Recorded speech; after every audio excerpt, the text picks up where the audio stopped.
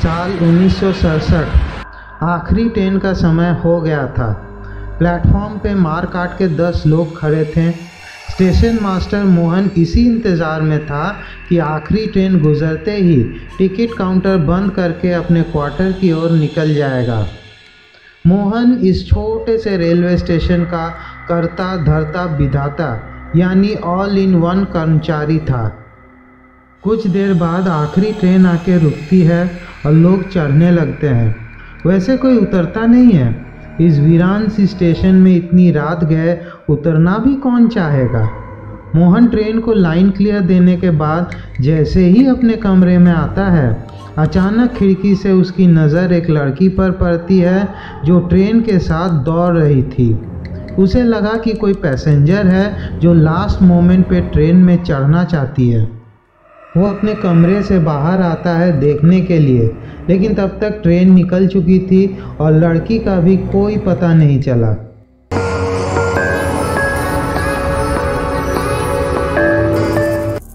लेकिन ये तो सिर्फ शुरुआत था।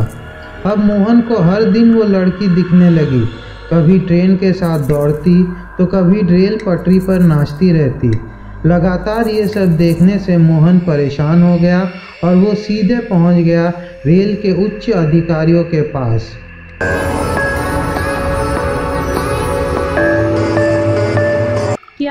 ये क्या कह रहे हो?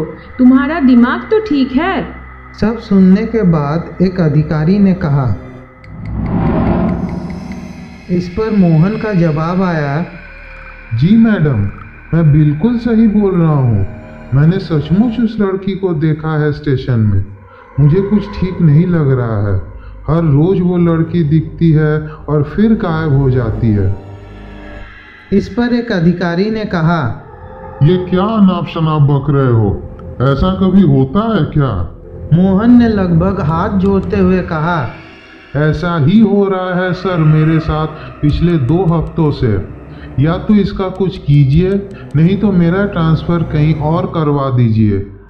हाँ, तो अब मुद्दे पे आओ। तो तुम्हें एक अच्छा पोस्टिंग चाहिए। देखो, तुम्हारा पोस्टिंग तुम्हारे एक्सपीरियंस के तहत हुआ है और फिर भी अगर लगता है तुम्हें वहाँ नहीं रहना तो लिखित में अर्जी दो, फिर देखा जाएगा। वो लड़की नहीं, भूत है मैडम, भूत।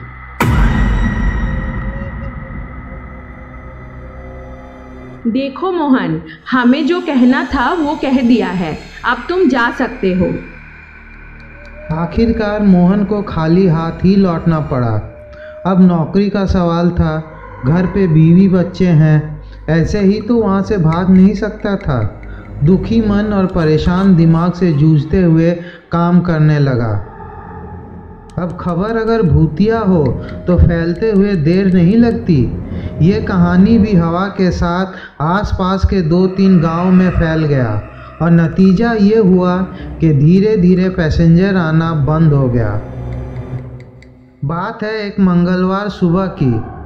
कुल 4 पैसेंजर आए हुए थे ट्रेन पकड़ने के लिए। ट्रेन का टाइम हो गया था मगर टिकट काउंटर नहीं खुला। सब काम ठप पड़ा हुआ था। सब पहुँचे स्टेशन मास्टर के क्वार्टर पे। बुलाने के बाद भी जब दरवाज़ा नहीं खुला तो सब ने दरवाजे को तोड़ने का फैसला लिया। दरवाज़ा तोड़ने के बाद जो नज़ारा दिखा उसने सबको हिला के रख दिया।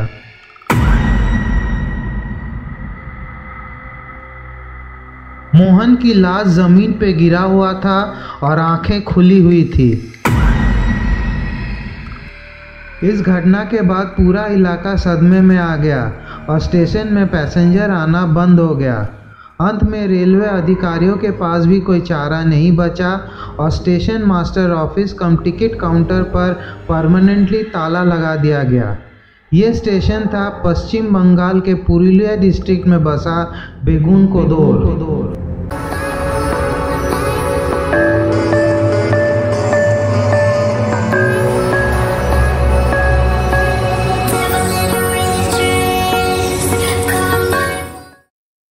बेगुनकोदर पश्चिम बंगाल के पुरुलिया डिस्ट्रिक्ट में बसे झालदा सब डिवीज़न के अंतर्गत एक छोटा सा शहर है। 2011 के सेंसस के अनुसार 6,347 जनसंख्या वाले एक छोटे से शहर को भारत जैसे विशाल देश में कोई याद भी नहीं रखता। लेकिन आज अगर 55 साल बाद भी ये जगह लोगों के दिमाग में हलचल मचा जाता है तो इसका कारण है बेगुनकोदो रेलवे स्टेशन और उससे जुड़ा हुआ एक ऐसा भूतिया किस्सा जिसने 42 साल तक किसी भी ट्रेन को वहां रुकने नहीं दिया।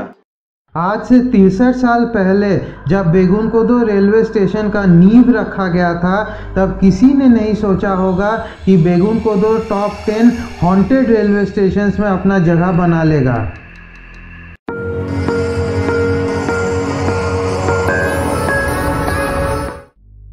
साल 1960।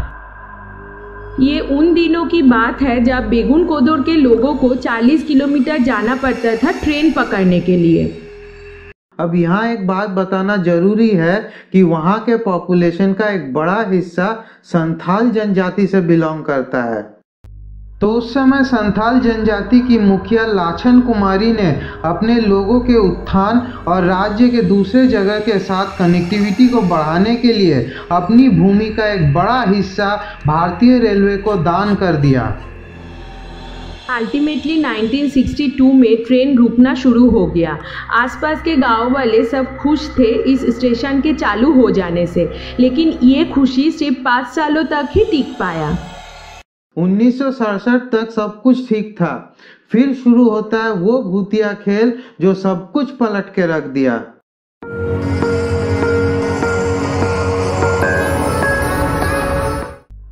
साल 1967 के बीचों बीच ट्रेन के पैसेंजर्स को अक्सर एक लड़की दिखती थी जो ट्रेन के साथ दौड़ती थी, जैसे मानो कि ट्रेन पकड़ने वाली हो। कभी कभी तो वो इतनी तेज़ दौड़ती थी कि वो ट्रेन को भी ओवरटेक कर ले, और किसी किसी को तो वो ट्रैक्स के ऊपर नाचते हुए भी दिखने लगी।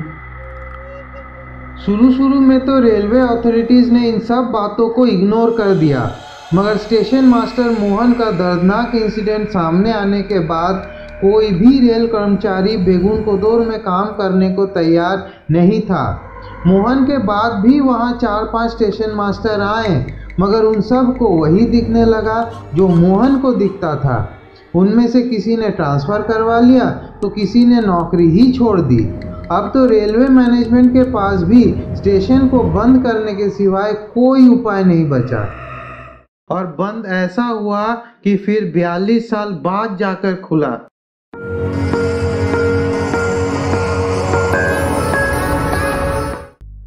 साल 1990 बेगुनकोदो और आसपास के गांव वालों ने मिलकर एक कमेटी बनाई और रेलवे और स्टेट ऑफिशियल से यह अर्जी लगाई कि स्टेशन को फिर से चालू किया जाए। साल 2007 गांव वालों ने 2 प्रसिद्ध लोगों को चिट्ठी लिखी। पहला है वासुदेव आचार्य, जो उस वक्त CPIM पार्टी से निर्वाचित MP और रेलवेज के पार्लियामेंट्री स्टैंडिंग कमेटी के मेंबर थे, और दूसरा है ममता बनर्जी, जो उस वक्त रेलवे मिनिस्टर थी। साल 2009 42 साल बाद सुबह के 11 बजे पहली ट्रेन आके रुकती है, लेकिन आज भी हाल ये है कि शाम के 5:30 बजे के बाद स्टेशन में कोई नज़र नहीं आता है। रेलवे क्वार्टर्स में भी कोई नहीं रहना चाहता है। अभी भी मीलों दूर तक मानव जीवन का कोई संकेत दिखाई नहीं देता है। स्टेशन और इसकी इमारत पहले की तरह ही अजीब और वीरान दिखती है। मुझे नहीं पता कि बेगुनकोदो में सच में भूत है या ये सिर्फ एक मिथ है। हाँ, इतना जरूर पता है कि इस घटना ने इस क्षेत्र को एक घोस्ट टूरिज्म के संसाधन में जरूर बदल दिया है।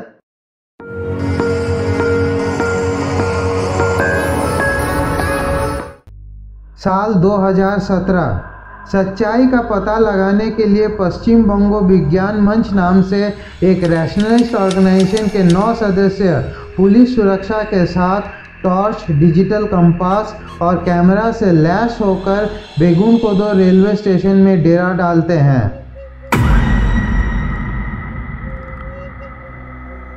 उनका दावा था कि पूरी रात वेट करने के बाद भी उनके कैमरा और कंपास में कोई भी पैरानॉर्मल एक्टिविटी रिकॉर्ड नहीं हुआ। पीबीवीएम के पुरुलिया डिस्ट्रिक्ट कमेटी के सेक्रेटरी डॉक्टर नयन मुखर्जी के बयान के अनुसार हमने बेगुनकोदो रेलवे स्टेशन पर रात 11 बजे से सुबह तक डेरा डाला, लेकिन हमारे कैमरे या कंपास ने पैरानॉर्मल एक्टिविटी के कोई संकेत रिकॉर्ड नहीं किए। मगर हाँ, रात के 2 बजे के आसपास हमें स्टेशन बिल्डिंग के पीछे से कुछ अजीब सी आवाज़ें सुनाई देने लगी। उसी डायरेक्शन में जब हमने टॉर्च लाइट मारा तो देखा कि कुछ लोग झाड़ियों में से छुपकर आवाज़ निकाल रहे थे। हमने उनका पीछा किया मगर पकड़ नहीं पाए। हमें संदेह है कि घोस्ट टूरिज्म के रोमांच के लालच में आए युवाओं को लूटने के पीछे स्थानीय लोगों का ये समूह हो सकता है।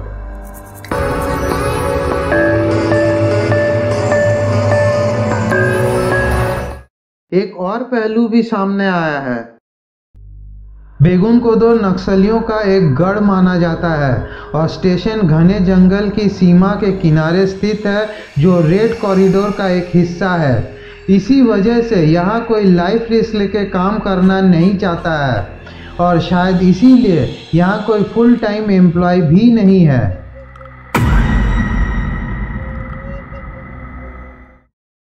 बेगुनकोदो में सच में भूत है या नहीं ये मुझे नहीं मालूम, लेकिन डर कायम है। हाँ, ये जरूर है कि लोगों ने उस भूतिया लड़की को देखा तो जरूर है, मगर इसका कोई ठोस प्रमाण आज तक नहीं मिल पाया है। तो दोस्तों, आज की कहानी आपको कैसी लगी? क्या आप बेगुनकोदो जा चुके हैं? क्या आपने उस भूतिया लड़की को वहाँ भटकते हुए देखा है? कमेंट के माध्यम से आप हमें ज़रूर बताइए। और अगर आपको ये कहानी पसंद आई है तो लाइक कीजिए और शेयर करते हुए इस वीडियो को आगे बढ़ाइए। खैर, जाते जाते आज बेगुनकोदो रेलवे स्टेशन का क्या सिचुएशन है, इसका एक ट्रिविया आपके लिए छोड़े जाता हूँ। जय हिंद, वंदे मातरम।